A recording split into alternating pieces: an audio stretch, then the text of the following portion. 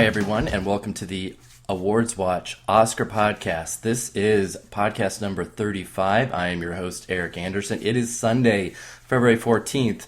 Happy Valentine's Day and happy BAFTA Day. It is 2:13 p.m.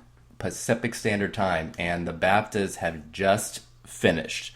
So we're going to go ahead and talk about the winners now, even though the televised version of the ceremony just got underway.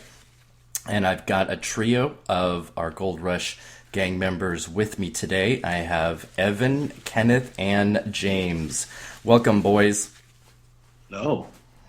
Okay, let's get right to it because the Revenant won everything. Okay, not everything, but it won 6 awards, which is a pretty decent sweep.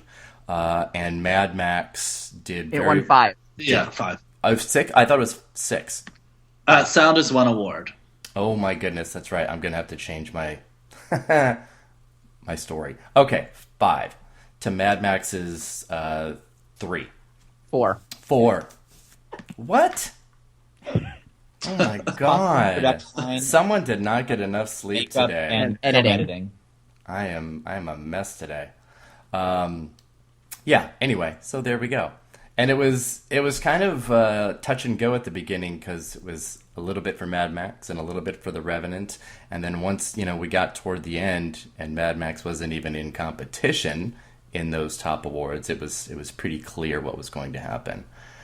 I want to ask you guys, because I think most of you were predicting what was going to win and did pretty well. So this shouldn't be too much of a surprise to you guys, correct? No. I think at this point, if you look at what all of us were predicting as well as through Awards Watch's Gold Rush contest, I think that mostly everybody was thinking that The Revenant would win, picture, director, actor, cinematography. Obviously, sound was a little bit of a surprise, but I think it wasn't, everyone, most people were going with Max, but it wasn't like they felt like that was a stone cold lock or anything like that. So I don't think its wins were that surprising. And for BAFTA, I think it's you never really see films do a huge sweep at BAFTA, where like you do at the Oscars from time to time, at least as of late. So this was a pretty good haul for it here, I think. It's been some. I mean, the artist did really well here. There has been, but we haven't had it at the Oscars in a while. Yeah.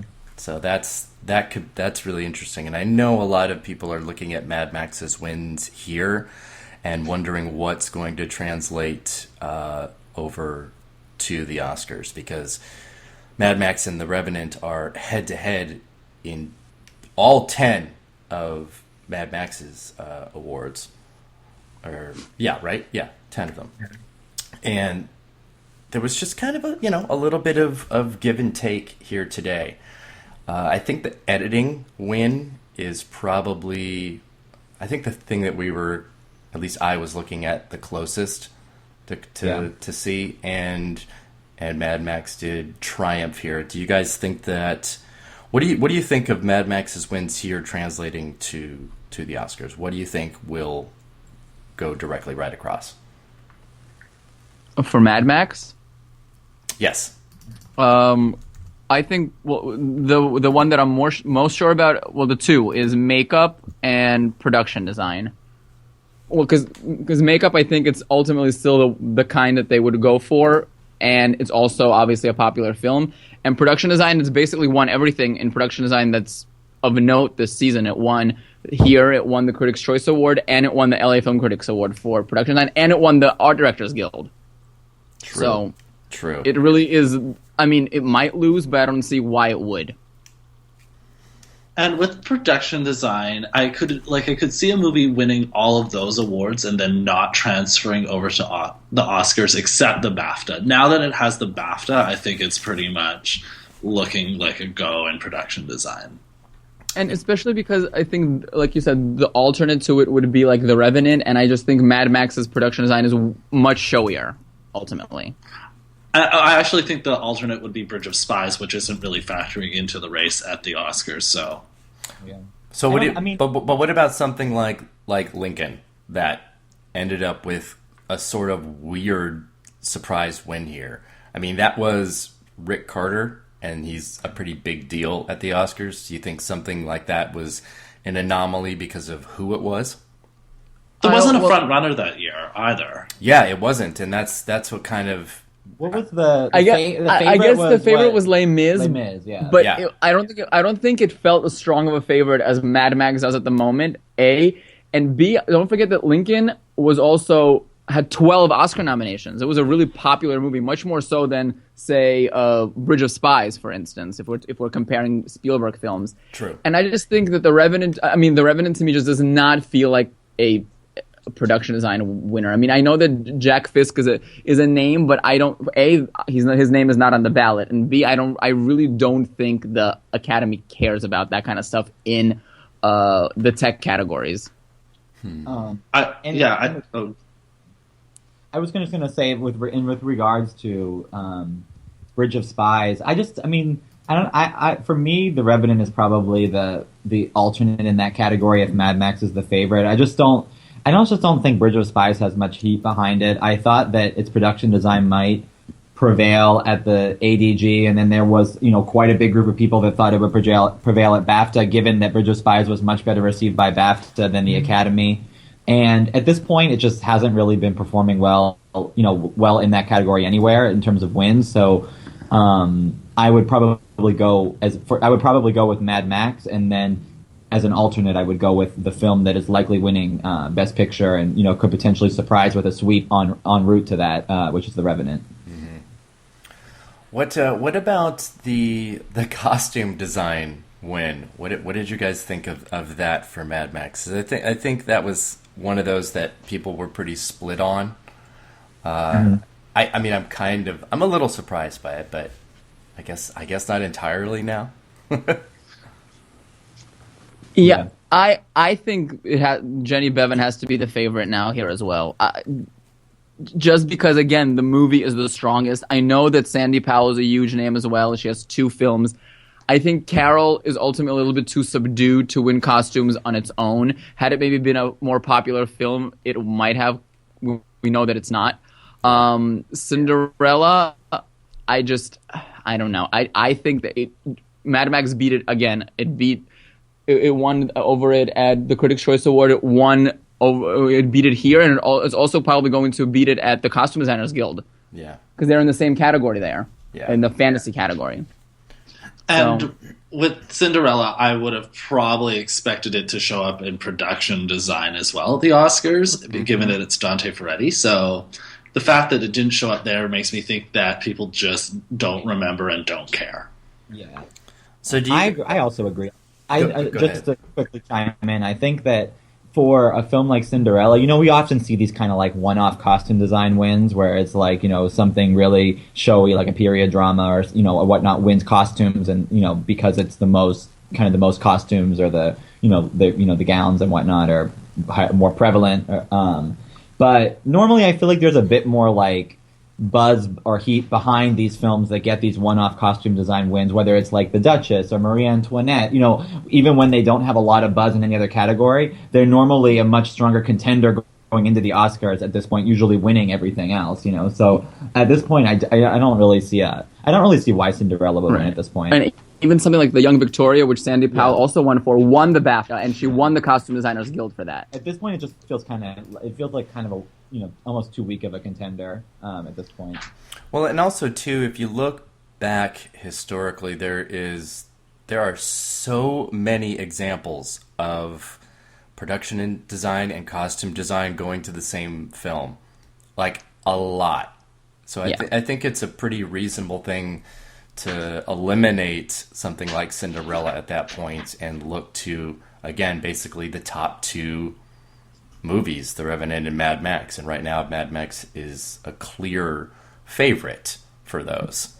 See, but with The Revenant and costumes, I would be really surprised if it actually won costumes, because that's like can't remember a single film like The Revenant winning in costumes definitely in a very long time. It's just that work is very minimal, and like it's just basically all these hunting suits or Of course, whatnot. Mad Max is also very atypical as well. Correct, but Very. that's a lot showier though. I don't know. That bear jacket that Leo wears is pretty impressive. But yeah, I'm looking at the history of the these two awards from 2000 to last year, and more than half of them go to the same film. The last movie that won costume design without any other nominations was Marie Antoinette. And, I mean, Sandy Powell's a big name. Milena Canonero is also a big name, so I don't know if that means anything. I just don't think it's going to happen. And Marie Antoinette was kind of undeniable when it won. Like, everyone knew it was going to win. Yeah. Yeah, I'm looking at the history going, I feel pretty good about that. So then in looking at what Mad Max won and what The Revenant won, is there a chance that we could see the exact same crossover? Because I kind of do. I think the two of the most interesting categories on Oscar night are going to be, which are kind of like sort of the lamest categories in general, are the sound categories. No clue. I mean, The Revenant won here. I kind of think that Mad Max might win the Guild, and who knows who's going to win the Oscars. I do think that whoever does win is going to win both, though. Yeah, that's also pretty common, depending on except for something like last year. But yeah, I mean, usually they split when like one is not nominated in the other, kind of thing. Which that's really the only time. And sometimes you can see it coming too. Like Slumdog Millionaire was nominated in both, but you knew it wasn't going to win editing. It was just there for the sound mixing win. Yeah, exactly, because of all the music and everything, and that's why Whiplash was able to do really well. But yeah, looking at the editing, you've got to have something that has gunfire or something. Animal noises. Exactly. Which The Revenant has, both of those. Correct. But then if we're looking at mixing, they like music in that category, and Mad Max has a lot of that. Yep. Yeah. I think I think it's probably unwise to go for a split. But if there is going to be a split between those two films, I think it would make the most sense for Mad Max to take sound mixing and Revenant to take sound editing. But in saying that, I do think that it makes more sense though for one film just to take both. I absolutely. When I get to my hardcore predictions, I'm not splitting those two. Yeah. I'm just not quite sure where I'm going to fall yet. Those I think those two categories are really are a toss up. As I mean, it would not surprise me at all if whatever happened there between those two films. So. Yeah. Let's talk about.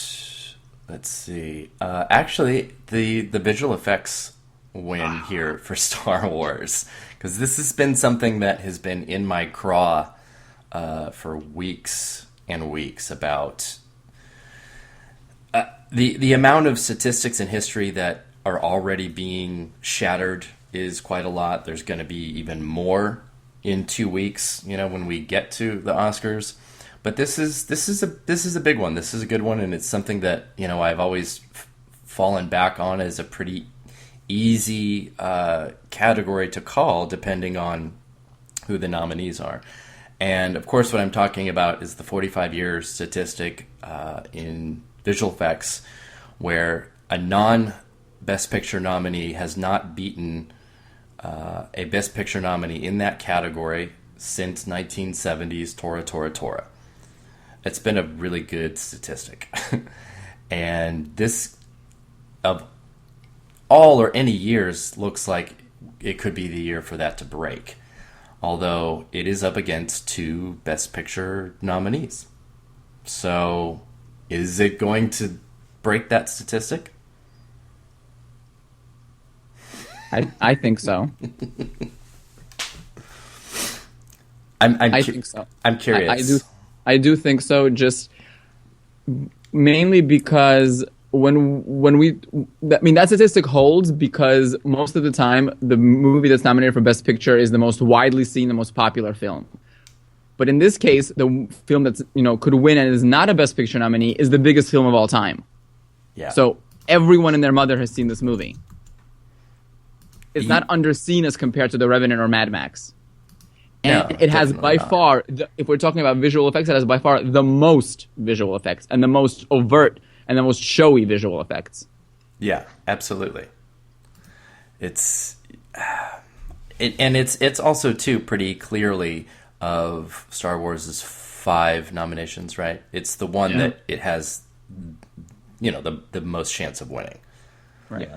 And I do think that I would agree. I mean, it's still going to be. I think it's still going to be close, but that when you look at those nominees, I can kind of easily see voters being like, "Oh yeah, Star Wars for visual effects," and when looking at that, in kind of deciding on what to vote for in that category, as kind of, I could see them kind of easily going for that over the 2 Best Picture nominees, which don't really have, aren't really aren't the same type of like effect heavy productions as something like Star Wars is.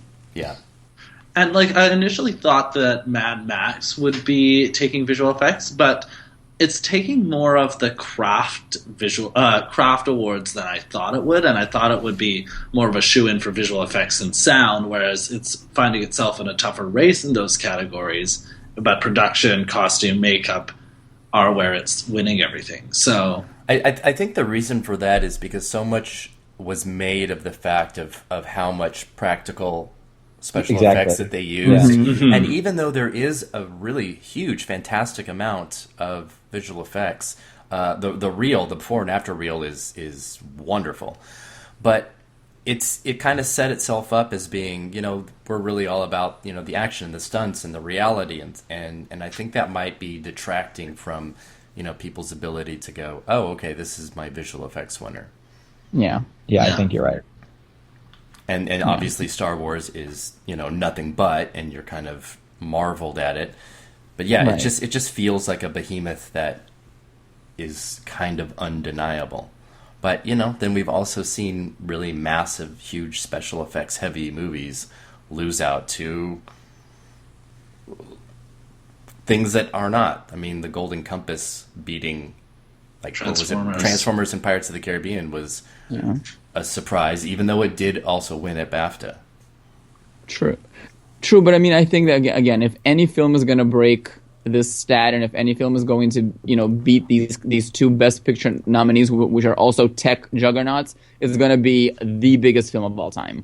Yes, because we're already going to see, if people are predicting what I think they're most likely predicting, we're going to see the PGA winner lose for the first time since the expanded Best Picture field, and we're going to see a director win back-to-back director and picture for the first time ever. So it's crazy. It's amazing the obstacles that the Revenant is jumping over to end up being the champion here. No screenplay, and at BAFTA today without a screenplay. That's never happened in the entire history of BAFTA. Yeah. When was the last time a movie won Best Picture without a screenplay nomination? Was it Titanic? Yeah. Yes. Yep. Was Gladiator nominated for screenplay? It was. It was. Okay. Yeah. So it's, and Titanic was a bit of a sweep.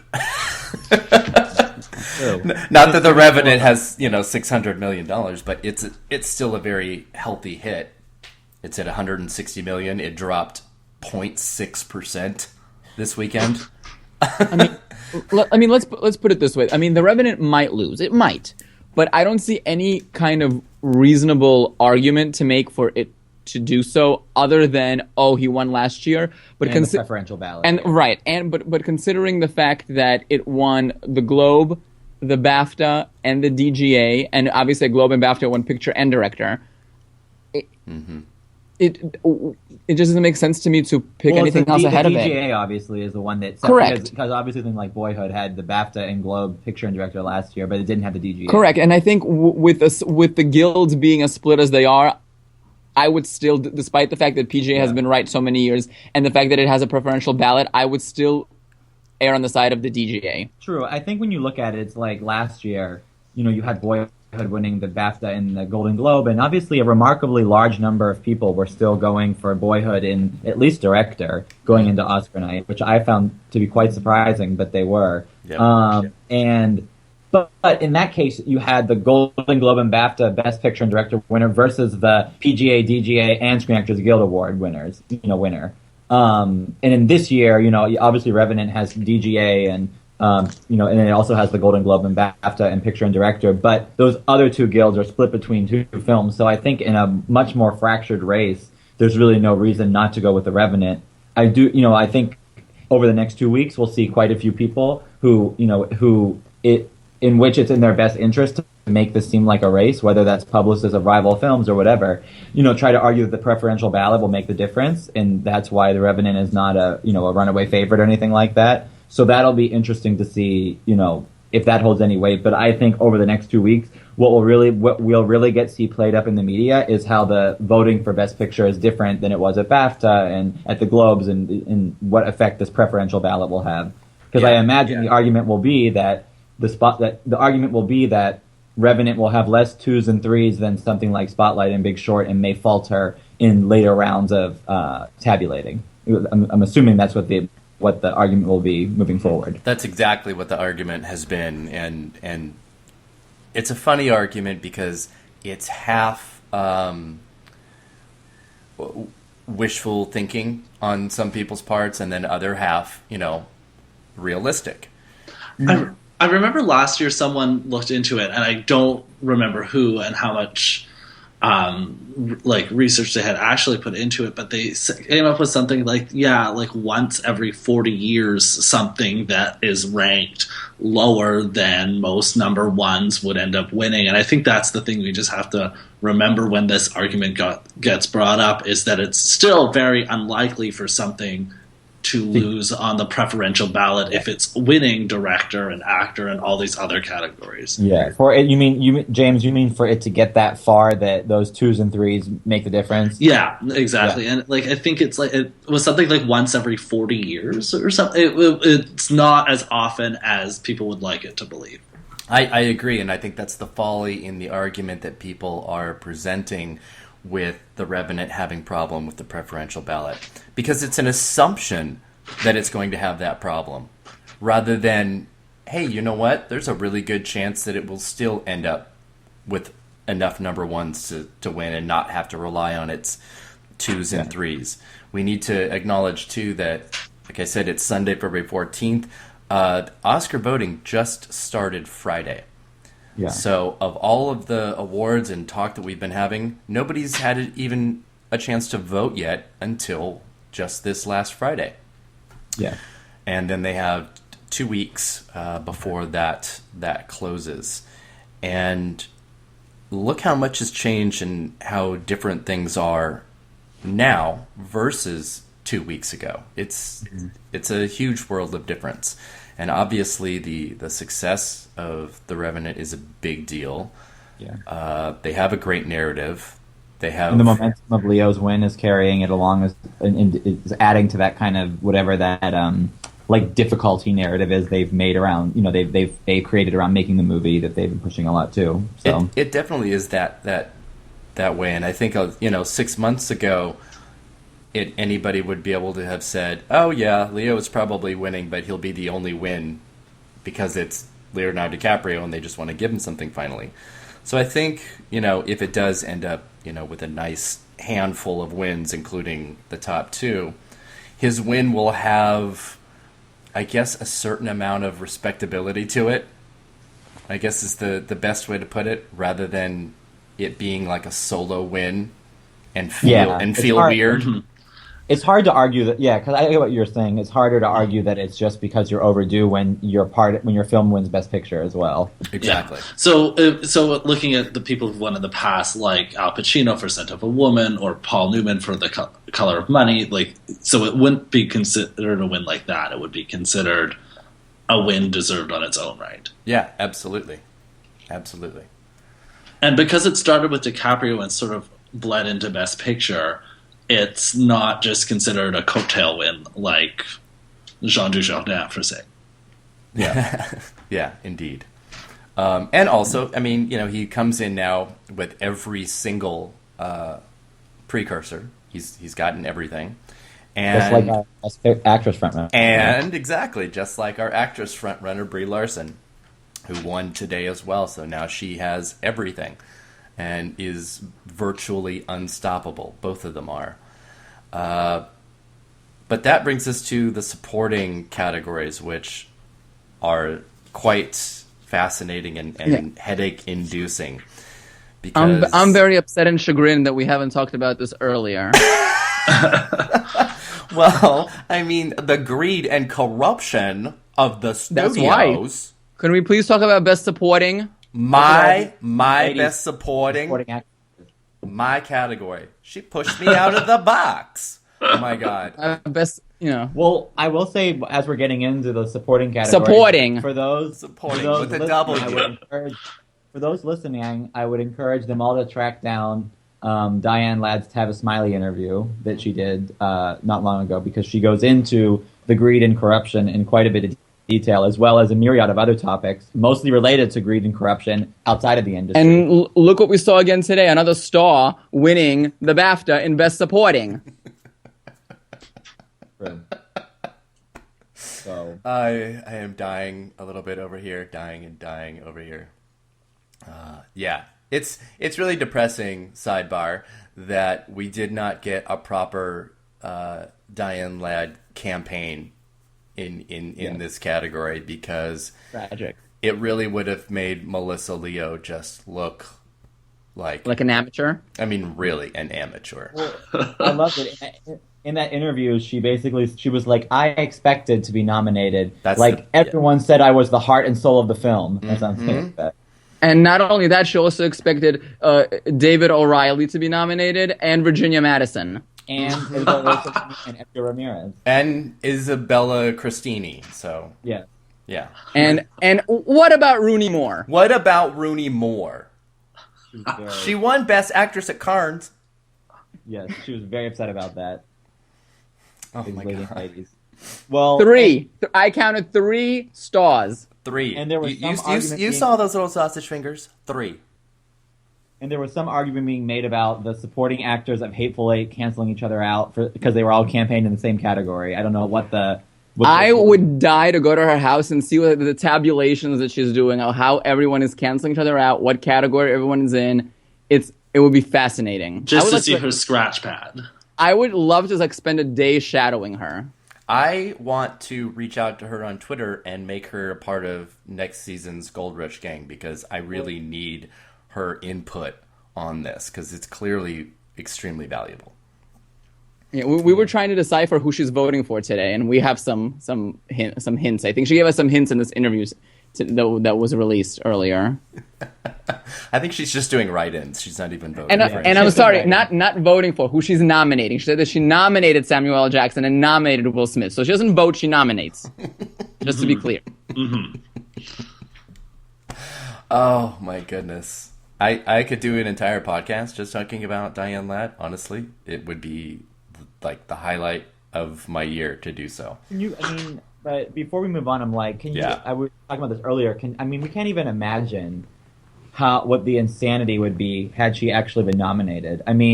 She would be everywhere. So, basically nonstop full court press trying to win an Oscar at this point. Instead of getting the covers of Vogue and whatever, she'd be on the cover of Ladies' Home Journal and TV Guide. And obviously Art Monthly, which just gave, her best supporting win. Supporting.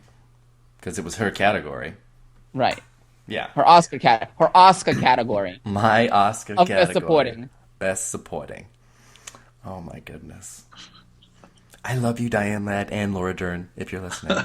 No, I love Diane Ladd. There's no words to describe how much I love Diane Ladd. So this is no shade. This is awe. It is.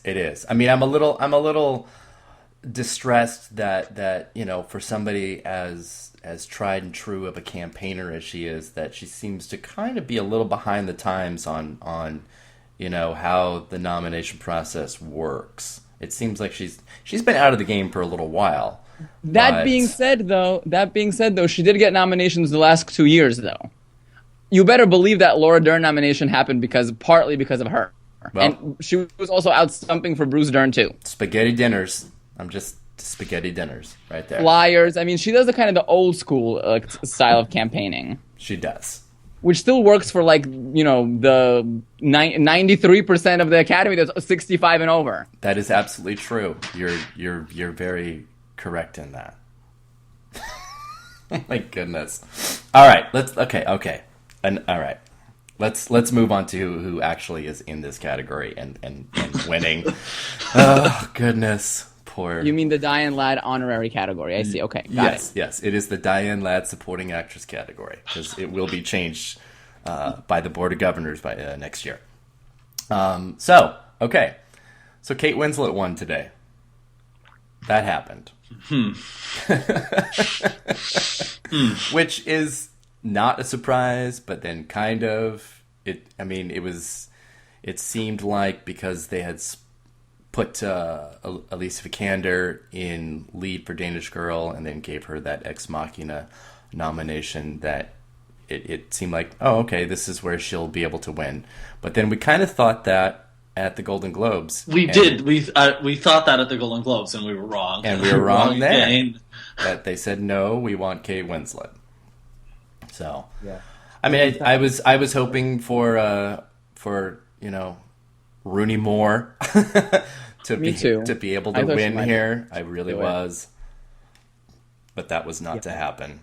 I mean, I think for her, it seems clear that her buzz just never. I mean, obviously Carol itself. Well, it's the movie. Yet another, after the Globes where it led the nominations. Now we're at BAFTA where it co-led the nominations, and once again went home empty-handed. Seems to be something voters have no trouble awarding Carol. An empty-handed evening. Nobody cares ultimately. Nobody So- Carol. Yeah, I thought it might get a costume design win or something like that too here, but it obviously just wasn't to be for the film, and I would anticipate it to leave the Oscars in similar fashion. Yeah. Coming off a big picture director snub at the Oscars, I think it's hard for it to recover at the BAFTA. Yeah. I think it's just not on people's radars anymore. The Golden Globes, it doesn't explain that, but here it does. I mean, true, but I kind of was my thinking for predicting Rooney Moore was that I kind of thought, maybe it'll be kind of a statement that the BAFTAs loved Carol so much, and then the Oscars had snubbed it, and it was kind of a high profile snub. So I thought, maybe they'll without Alicia Vikander for the Danish Girl being in the category, I thought maybe they would just go for someone like Rooney Mara, but they still went with Kate Winslet. So And it makes sense, I think, in retrospect. They went with whatever you want, homegrown talent that won the Golden Globe and appears to be, second in the race as a result. So, in the absence of Vikander in the Danish Girl, it's clear at this point, if it wasn't already clear, that Alicia Vikander's industry buzz is basically centered on her Danish Girl performance alone, and it's not necessarily this kind of year narrative that we thought that would allow her to win for Ex Machina at the Globes and the BAFTA. It doesn't seem to really be that compelling of a narrative. It's more about her, typical Oscar winning role in the Danish Girl more than anything. Yeah, it is. Ex Machina couldn't even win the best debut true award, which was a big surprise, I think, to a lot of people too. Yeah. And I'm just wondering who everyone thinks is in second at the Oscars for supporting actress, if we're all thinking Alicia is in first. Well, I'm gonna play devil's advocate for just a second, if you indulge me, just for a minute. Because I think Alicia Vikander seems like, James, you're right, as the favorite, mainly because in every head-to-head that Kate Winslet and her have went up for the Danish Girl, she's won at SAG and at the critics. But I still kind of think that she's the front runner, but a really weak one, like very weak. Because let's face it, no one really likes this movie, or not necessarily likes it, but no one really cares about it at all, one way or another.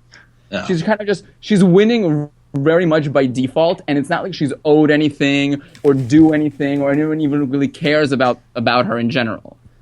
Mm-hmm. Yeah, default winner is exactly what she is. Right, but default winners don't usually happen for people who are like a no-name. You're either like in a film that people like if you're a no-name, or you're being like there's a lot of passion and like drive behind you. Like Jennifer Hudson, for instance, that wasn't a Best Picture nominee, but everyone loved her and she completely swept. There was no doubt that she was a stone cold lock. She might win. I mean, yeah, I guess like Lupita was someone who was also a newcomer, but she was in the Best Picture winner, which the Danish Girl is not. True, and we have a very similar situation here where Jennifer Lawrence won BAFTA and Globe, but Lupita Nyong'o won SAG, and we have the same situation going on here. Right. Well, it's a little bit similar to Rachel Weisz, who was also seemingly, had a great role, but was seemingly Yes. I mean, obviously, Constant Gardener was a much more popular film. And BAFTA nominations, including picture and director, and so on, and Best Picture and Director at the Globes, and so on. Yep.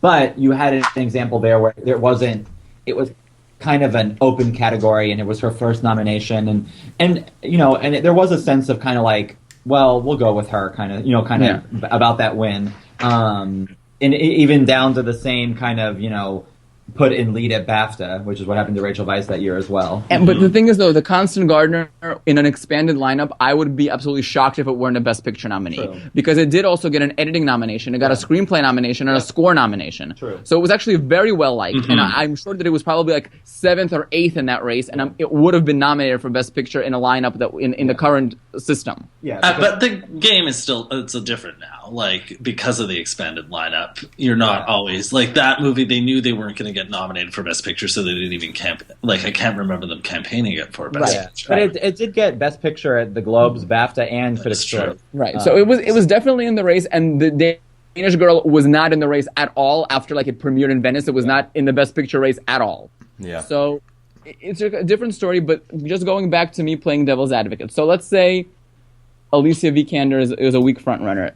Kate Winslet looks like the runner-up, but again, she's already an Oscar winner. She's not. I mean, she's obviously well liked and popular, but it would also be kind of a default second win.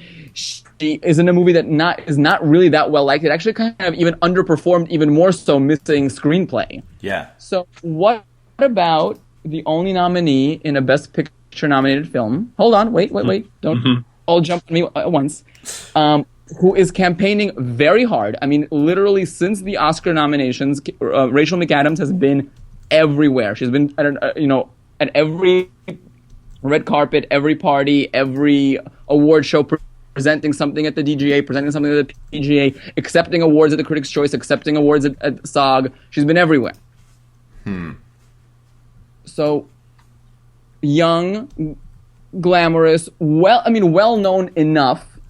The only one from a film people actually like, in a very sort of splintered race where the frontrunners are weak, coming from very weak films. I'm not saying it'll happen, but I don't think it's completely out of the realm either. Yeah, don't you think? I mean, I see where you're going with that, but don't you think that a win for her would mean that Spotlight would be able to win? It just doesn't seem like the kind that would just like pop out. I mean, out of nowhere. I don't necessarily think so. It really wouldn't be. I mean, even though obviously Kim Basinger she's been compared to Kim Basinger all season, and Kim Basinger did actually win the Globe and the SAG and whatever. It would kind of be sort of that kind of win, like the runner-up in Best Picture that's not winning Best Picture, so we'll throw it an award. And don't forget, LA Confidential won Supporting Actress and Screenplay, which Spotlight could do. True. Yes, I do think that Rachel McAdams has been very visible, and obviously I agree with all of that. She's been campaigning a lot. I do think that it's like hard to see her Spotlight being given a shock supporting win if it's not also going to win Best Picture. I kind of feel like if we thought it was going to win and we're like, oh, it's only winning 2 Oscars, like where can it get a third? Then you might see that. Then we might start building something, building some rationale for like a shock supporting win. But if we don't think it's going to win Best Picture, which I know that many people on this podcast are thinking The Revenant is going to win, then it's almost like, isn't original screenplay enough? Oh, well, that brings me to that then. Could Spotlight be the spoiler instead of most people are thinking The Big Short? But I actually kind of think that Spotlight might be the one. I see where you're coming from with that, and I would agree mostly. I don't know if I actually see it panning out, but I do see it as a potential spoiler, and I can see McAdams winning if that's the case. Yeah. But I don't really think at the end of the day either of those are going to be all that. I don't think that's going to happen at the end of the day. I think the Revenant will win, and Vikander will win supporting. Yeah, I think that's the most likely. That's definitely the most likely scenario, no question. But I'm just saying that I do think that there is I actually think there's an avenue for even Rachel McAdams to win without Spotlight winning Best Picture, but it probably won't. And for somebody like Kate Winslet, who has won the Globe, won the BAFTA, obviously two incredibly high-profile awards, in a combination that would seemingly make someone of her stature a strong bet heading into Oscars, heading into the Oscars, or a very strong number two or whatever. But I don't quite get.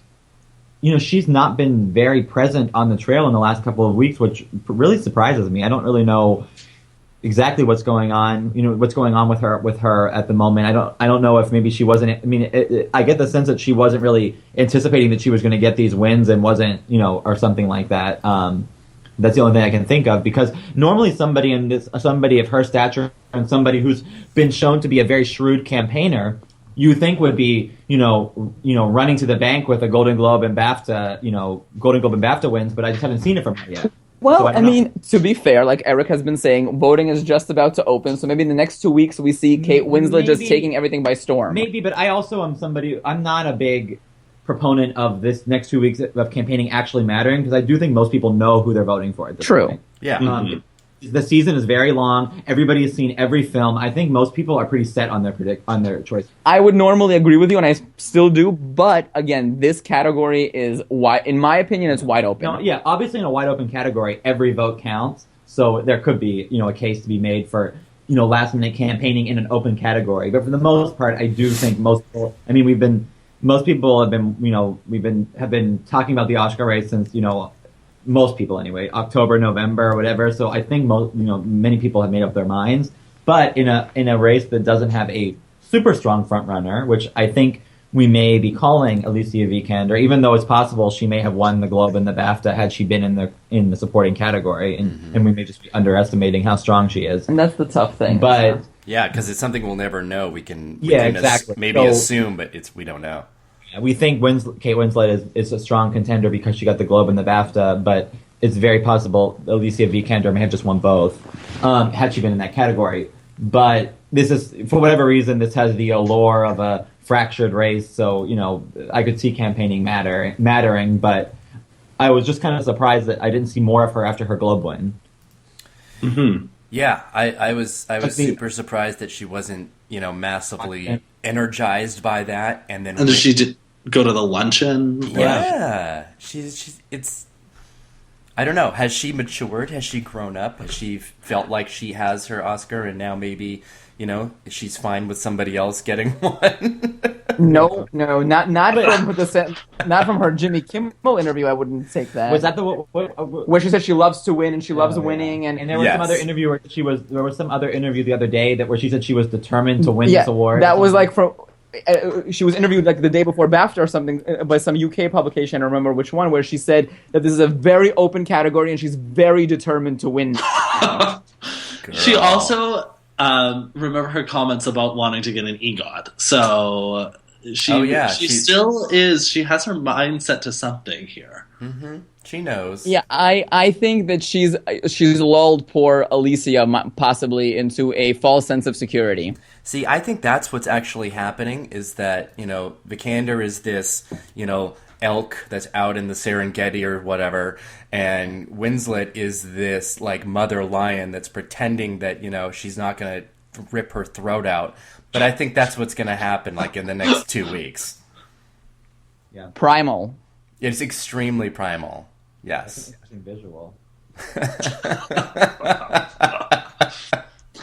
I think that we'll see. I think that Kate Winslet also might just be resigned to the fact that she's not actually winning this year. And the next time she is a serious contender for the win, she's going to be everywhere again like she always is. I guess, yeah, I think you might be right. But for me, it's also like, why doesn't she think she's a Right? serious contender? Right, for the win? exactly. She won the Golden Globe and the BAFTA. I don't know.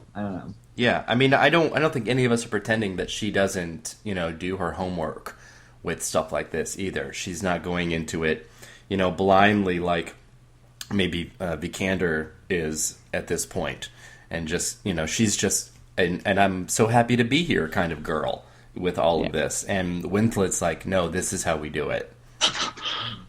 Yeah. So, anyway, yeah. With Vikander then at the moment. Yeah, I'm sense. I'm still on Vikander as the default Oscar winner with absolutely zero passion about it, which is crazy. But Kenneth, I hadn't really looked at Rachel McAdams as viable, but in listening to you and looking at the race, I can see her as being a bit of a stealthy possible win, especially if you have, the contingent of Spotlight supporters that, just go for it down the line. Yeah. I can see that. Yeah. But my caution with that is that last year, a lot of us thought that Boyhood would also take editing for the same reason. It had all that footage, and Boyhood had its supporters, even though they might lose out in the end to Birdman, and then it didn't even win editing. So I could see something similar. I mean, it's a totally different type of category, supporting actress, but I could see the same thing, us being led astray by, there are people who love Spotlight who will vote for it in supporting actress, supporting actor, picture, director, editing, and then it just not panning out. Yeah. I mean, I ultimately agree with that completely. That's just kind of the thought that I've been having the last week or so, and we're kind of due for some kind of shock win. I mean, we really are. There's been a while since we've seen a top category where you're jaw on the floor, what just happened type of thing. Yeah. It hasn't happened I can't remember. I guess probably Crash winning was the last one. Yeah, I was going to say Marcia Gay Harden in an acting category, but and Marcia Gay Harden. So that was 2000. Yeah. Exactly. So I feel like this category, the way that I'm looking at it right now, is just ripe for some, even if it probably won't happen, but it really is ripe for something like that, just because these two contenders who are at the top right now just don't seem very strong. They have a lot of negatives, is what I'm saying. Yeah. Okay. Are we good with supporting actress, or is there more that we can hammer it out? I don't know. I feel like we'll only if you put Diane Ladd back in the box. I know. I feel like we'll be doing that for the next 2 weeks. Because we have, of the 4 acting categories, we have 2, mortal locks, and then we have 2 really weird sets of likely winners in supporting. I think the other supporting category is a mortal lock, to be honest. I do too, and that's where we're going next. We're going to supporting actor, and that Stallone is, in my eyes, as locked as Larson and DiCaprio. And we all saw that Entertainment Weekly piece that when they asked the 6 Oscar voters, I know we always look at this every year and there's always a weird outlier there, but 5 of the 6 said they were voting for Stallone. That was absolutely insane because they are random, and the DiCaprio was the same way. He had 5 of 6, and that never happens with these. Well, I do remember a year when multiple people did think Judi Dench was going to win for Iris. So please take these with a grain of salt. But 5 of the 6. Yeah, I mean, I 5 of the 6 it happened. That's true. But that should definitely be taken with a grain of salt. I agree with you. I just think that he's outside of that, the favorite for sure. Mainly because despite the other 4 contenders being from Best Picture nominees, does anyone care? No. I mean, No. They just have no buzz, at all. No one cares about. People like Mark Ruffalo, but nobody really cares about this performance. Tom Hardy, whatever. He's like a complete like non-entity because Was a he's been coattail. nowhere. Yeah, It was Coat- definition and of coattail. he is the definition of coattail because he got nothing until the Oscar. That's And that's a he's real done coattail. nothing since. Yeah. So that's like throw that away. And then the other two, there's just no. I mean, there's no reason for Christian Bale to win a second Oscar for The Big Short at this point. I just think he's completely out of it. And yeah, Mark Rylance won those Critics Awards and he won the BAFTA, but it's ultimately just so meaningless. It's completely Stallone's all the way. Everything is in his favor. The role, the performance, the narrative, the goodwill. There's nothing there against him. The competition is favorable. It's just done. Yeah, and I just kept thinking that if The Big Short was really a threat in Best Picture, that Christian Bale should have at some point won something. Right. Yeah. The SAG. Something. I do want to talk about The Big Short and Best Picture, but I just want to go back to supporting actor one more time and say that, because I just brought up the competition, and the more I think about it, Stallone could not have asked for a better set of people to be up against either, because the two people that I think could have beaten him were Idris Elba and possibly Jacob Tremblay, and neither one of them got nominated. Yeah, I'm with you on there. And the people who could have beat him who were nominated aren't campaigning at all. Rylance, Hardy. Bale. Well, Bale's been showing up places, so Yeah. give him that. I just don't think those people could have even beat him even if they showed up and played. I just don't see those as winning roles.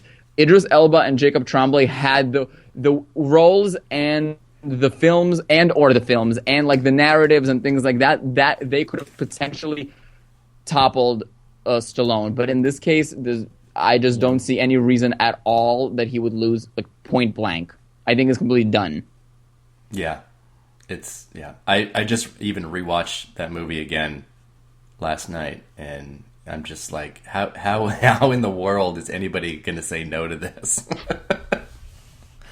I don't know. It's great. I wish he had been nominated other places, because the humility in his speeches has been so kind of fantastic to watch, and I don't know. I've been enjoying him, so I hope they give him some time. The weirdest thing was the SOG snub, but clearly the movie just probably wasn't seen widely enough by nomination time. And I mean, they gave all these nominations at like the first 10 screeners that they got of the year, so that clearly has something to do with it. It is, and it really exposes the timeline of these awards for being really kind of screwed up.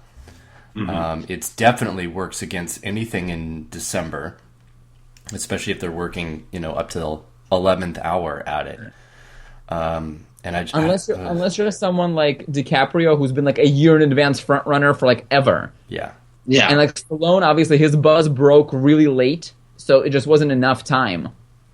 Yeah. There was like less than a week of actual voting time when it picked up that, oh wow, okay, he's actually a contender. Not to mention the fact that obviously Warner Brothers just dropped the ball completely on the film in hopes of fucking Johnny Depp. And I hope they learn. And I mean, even Mad Max, to an extent, they joined the bandwagon. Like, they joined it as it was peaking, but it wasn't its first priority throughout the season. No, the reason why Mad Max was able to succeed was because it was a summer film and people had seen it already. If it hadn't been... the critics came for it. Yeah, the critics came through for it. The box office was good, and it's a summer release. If it had been none of those things, we wouldn't even be talking about it.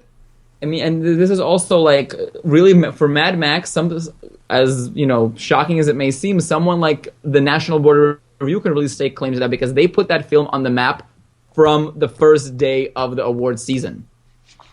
Yeah, right out of the gate. But we kind of knew that was happening. A little bit, but I didn't think it would win the National Board of Review. No, that was a little more than I think most people were expecting for it to get. But yeah. So. All right. So Stallone Yeah, Stallone is Stallone. Well, gosh, do you guys have anything else BAFTA related that we should mention?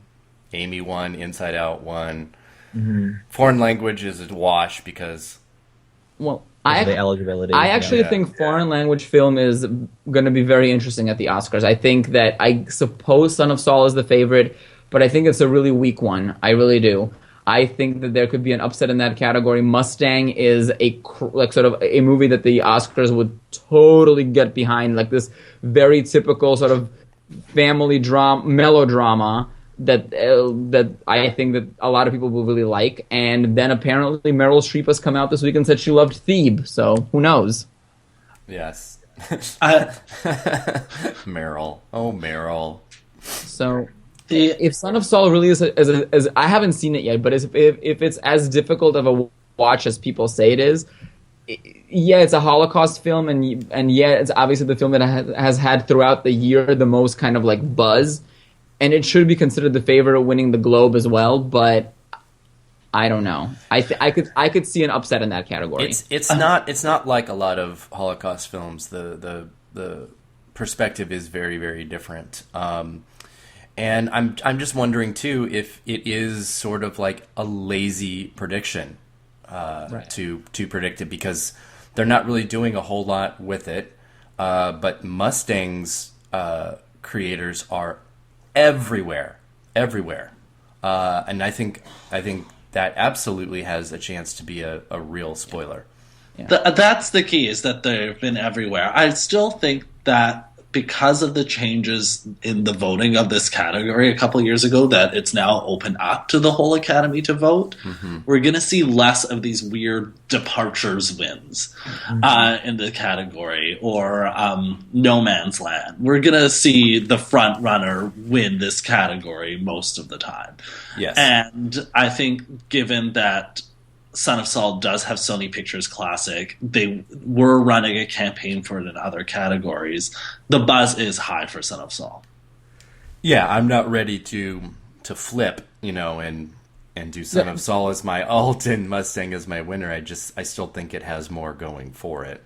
And it's totally the kind of movie, I have to say, that I think people would blind vote for as well. Yeah, very true. Right, but I do think, like as we said, the voting system is now open. That everyone can vote. And I think that actually favors in a way Mustang, because to me it's still a lot more populist. I agree. I disagree. I think it favors Son of Saul. I think that the higher profile movie will win. I think the more seen movie is going to win. It just depends on what we think of those two is the more seen film. Yeah. It's the #1 award for Sony Pictures this year. Yeah. So they're probably pumping that. Yeah, that's all they have going for them. And documentaries the same way, because that is now open to everybody to vote for. So we have, I think, a real fight between Amy and Cartel Land, but Amy seems like... I don't know. I don't really know why. I don't know. I mean, a documentary. I know at the beginning we thought Amy would be atypical and might be snubbed, but at this point, with the whole voting body, the AMPAS voting body involved, I don't really see. I think Amy is pretty far ahead, actually. I do too. I think it's pretty easy, and it's funny because until that voting opened up, this is not the kind of winner, or the 20 Feet from Stardom. Those are not the type of documentaries that would win. Exactly. With that tiny group. And that's what populist. Yeah. And a lot of people were doubting Citizen 4 last year, but it was the highest profile movie in the category. Right. Yeah. And the director of Amy, he won the British Film BAFTA for Senna. So it's not just random music biopic that we're dealing with here. So. Sure. But Cartel Land just won PGA, right? Yes. Yeah. And and A24 has run a good campaign for it, and really gotten it out there. And obviously the critics wins helped a lot. So it seems to be in very very good shape. Yeah, and again, the subject is someone that is very well known and people really liked her. Mm-hmm. So. Yeah, Cartel N has DGA as well. Whew, boy. Yeah. I think, didn't Amy win PGA and Cartel N win DGA? Is that right? Am I wrong? Is that what it was? I know Cartel N won one of them. I think it was DGA. Yeah, it won DGA. I thought Amy won PGA. Yeah, maybe but that's... I can't remember. Maybe I'm flipped. Yeah. I'm going to check really quick. But what do we think? We haven't talked about it, but we are all thinking that both screenplay awards are wrapped up? Yes. Yeah. Those to me feel like consolation prizes to the two films that are not going to win Best Picture. Yeah. Originally, I was kind of thinking that Spotlight and The Big Short, are obviously seem like significantly, large front runners. But I was kind of thinking that something like Room might have an opportunity to kind of give us a kind of shock upset in adapted screenplay. But the further we get, the further we get into the season, the less that seems to be, a reality. Of course, something like Precious surprises out of nowhere, in its supporting actress winning Hall that night, so who knows? Yeah. I don't think Big Short has quite fallen off like up in the air though. No, The Big Short still is the winner of the PGA, a huge award. Yes. Yeah. There is support for it in the industry. Yeah. Yes. And yeah, I was just looking, Amy did win PGA to Cartel's DGA, so I don't know. I still think that's kind of up in the air. But Amy would be a more populist choice, for sure. Mm-hmm. Well, what do we have coming up? Because it's kind of like a weirdly quiet couple of weeks. We have a couple of guilds next week, right? I think we have one today or tomorrow. Cinematography today. Cinematography's today, and then Audio Society is next week, I think. And costume design. And Right. costume design, okay. Oy, my goodness. Well, gosh. I don't know what else then we have. Just waiting for the 28th. I mean, We're just waiting for the 28th, indeed. we're almost there. I know. I'm ready. Yeah. I've already gone to Costco and bought all sorts of snacks for the night of the Oscars, so I am actually more than ready, more than prepared. Well, apparently the Oscar party that I'm going to end up going to will have all themed food, so Wow. I'm kind of excited for that. That should be Yeah, fun. fun. And I don't have to make any of it. I'm trying to come up with a themed cocktail, but need to think about that for an Oscar party. But I'll think of something. Yeah, that's I can't think of anything offhand. Yeah. As long as it has alcohol in it, that's really the main thing. I Yeah. think it has to be something Diane Ladd themed. Well, it's like you start your Oscar party. It'll have to have a lot of bitters. Oh my! Wow. You start your Oscar party at the red carpet. And I feel like by the time the ceremony starts, even that early in the evening, like nobody cares what's in their drink anymore as long as it's alcohol. Yeah, basically. Yeah. So But I do kind of, because I didn't really get to see the Golden Globe, so I do kind of want to watch. Like, I had to rewatch it the next day, the speeches, because I didn't remember anything. Oh, I had to watch the whole thing when I got back home. I never rewatched it, so I still really have no idea what people said. I just know that. Yeah, Like, Kate Winslet won first. That's what I do remember Kate Winslet winning, and then And then we threw really things at the don't remember- television. No, there was think. definitely a drink spilt as well as Yes. Kate Winslet won. yes. Yes. We were all very excited. Yes. Oh, yeah, by the way, so everybody here on the podcast was all at Golden Globe party together, and it was just a glorious hot mess of fun. Yes. Yeah. I'll just leave it at that so that I think I don't maybe the incriminate issue with anybody. the Globes I think the issue with the Globes was that we had that really long break where there were no film awards being presented. So Yeah. people just drank and did other things throughout that. So by the time we started getting to film awards again, it was just like, who's even fully here anymore, Yeah. mentally, because everyone was so, it was just having, drinking and this and that. So The Oscars on my end, people will come to my Oscar party to watch me watch the Oscars, so it's going to be a bit of a different tone. That's always been whenever I have an Oscar party at my house. That's what it's like. It's like people don't care that much about the show or the awards. They just want to see how drunk I'm going to get and what I'm going to throw or what I'm going to say or tweet. Basically, a Tuesday night. Basically a Tuesday night. Yeah. Right. So. Well, all right. Fortunately, then, James, if people are coming for that reason, I mean, at least you're not super invested in somebody winning this year to the point that it's like, you don't, sometimes I find like if you're, if you're really like invested in something winning, you almost don't want anybody to be around you when that category comes So up. you're trying to say that James won't be storming out of the room and then coming back to like roll around on the floor crying? None of that. I see. No. I don't intend to do that this year. Yeah. But we'll see. Well, that's Because that's what makes watching the shows so much fun, because when you remove a whole lot of personal investment in it, you don't get bitter or ugly. You just have fun with it, and it's all just a big silly, show. It's just It's and it is not like this.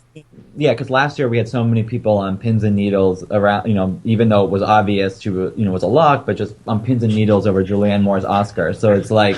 This year there isn't that same, collective, fervor around a candidate or a contender nominee. A candidate. I see what you did there. Well, I'm hoping Diane Ladd still shows up to the Oscars if she's invited, and ends up, being on the red carpet like Sally Kirkland style. I'd also like to see Emma Thompson show up this year. I think that would be fun. It would be. I wonder what she would say about the Academy. So, considering she's now threatened to kill off members of it, so. I think at this point, is it? Am I correct in saying that our entire roster of presenters is confirmed at this point? Well, is that right? So I was actually going to talk about that. I'm glad that you brought that up, because they just released the third slate of presenters, and they didn't say that it was the final one. Oh, okay. But it is interesting because they're clearly going for a much more diverse group of presenters than there are nominees. And honestly, I think that's going to make things even more awkward. Yeah, I was surprised based on the current roster of presenters. I was honestly surprised by how few of the actual nominees are presenting. Yeah, isn't it just Rachel McAdams and Cate Blanchett?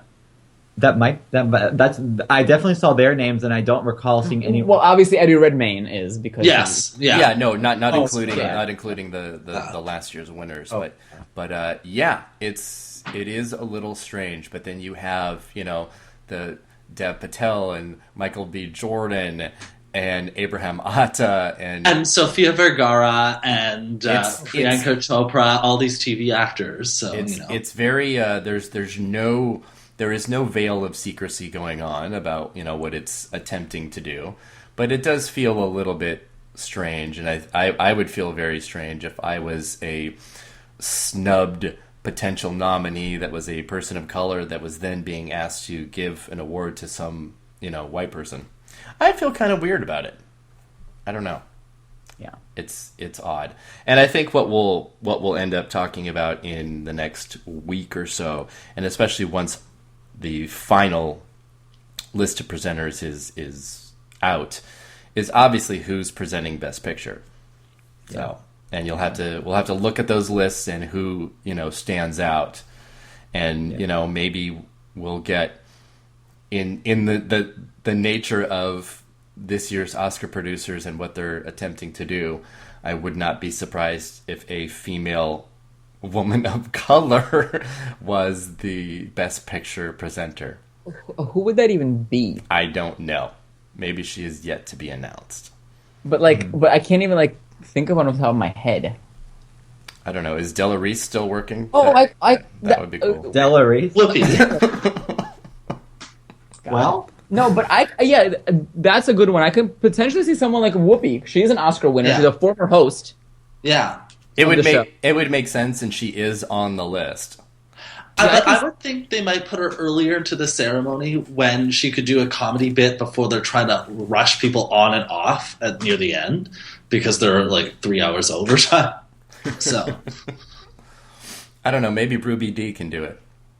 oh my. My God, I'm ending this poor podcast just in the worst possible way. I can't help it. It's too much. It is too much. I see you, girl. I see you. I know. But no, I am really. Just to my final thought on the presenters. It'll be interesting to see the final list, obviously, when it's out. But to me, it'll just be kind of strange to see so few of the actual nominees presenting anything. I think I don't know how that's going to seem. Maybe it'll be totally fine during the show. But looking at that list, I just found that just kind of weird. there are some years where they don't have a lot of the nominees present. The year that Hugh Jackman hosted, I think, there wasn't very many. But I think the weirder thing is that there are people who are just not movie industry people, like Sofia Vergara, and all the movies she's done have been big flops presenting, and that's, I don't know. It's a movie night. But that's just an ABC thing. Yeah. It's ABC, and also because, I mean, she's obviously a very high-profile, I suppose, minority. Mm-hmm. Yeah. Yeah, but I just feel like, because this always happens to her on every single award show, is that they just turn her accent into this comedy minstrel act that is really, really just awful. Oh yeah, that's I'm also the premise of Modern over Family. her, but Yeah, I get true. what I've been over her since a few years, since the show started. Yeah. Anyway, yeah. I think we'll have a better idea of who the Best Picture presenter is going to be, and it would be kind of great if it was a woman by herself, not having to be accompanied by Jack Nicholson or something, who's been able to do it 35 times. That would be cool. Yeah. But I do think we'll probably see more nominees pop up in the coming week as well. Yeah, I think we're getting one more list. Yeah, because right now it's 1, 2, 3, 4, 5, 6, 7, 8, 9, 10, 30. There's 30 people right now. And there's some performers mixed in there. Yeah, there's a couple performers and some that still need to be announced. And to be honest, additional nominees presenting are probably the most boring presenters to announce because it's so obvious. So they may be part of that last wave that any additional that comes out. It is. It'll be Olivia Munn or something. God. Well, Olivia Munn is going to present because she hosted the scientific whatever. That's so right. So her and Jason Segel will present because that's kind of like a tradition. That's right. And they that was last night. Yeah. Oh my gosh. That must have been where it was pulled out from the back of my head. Either way. All right. Okay. Well, if we don't have any closing thoughts on this, then I think we can wrap up this post BAFTA pre-Oscar podcast, and we'll try and knock a couple more out before the big show. Yeah. Anything else from you guys? I think we're good. Mm-hmm. All right. Well, thank you very much, guys, for joining me. Thank you, everybody, for listening. And don't forget to follow us on Twitter at @awards_watch. Like us on Facebook and Instagram, and I don't know, whatever else you can find us on. But until next time, thank you so much.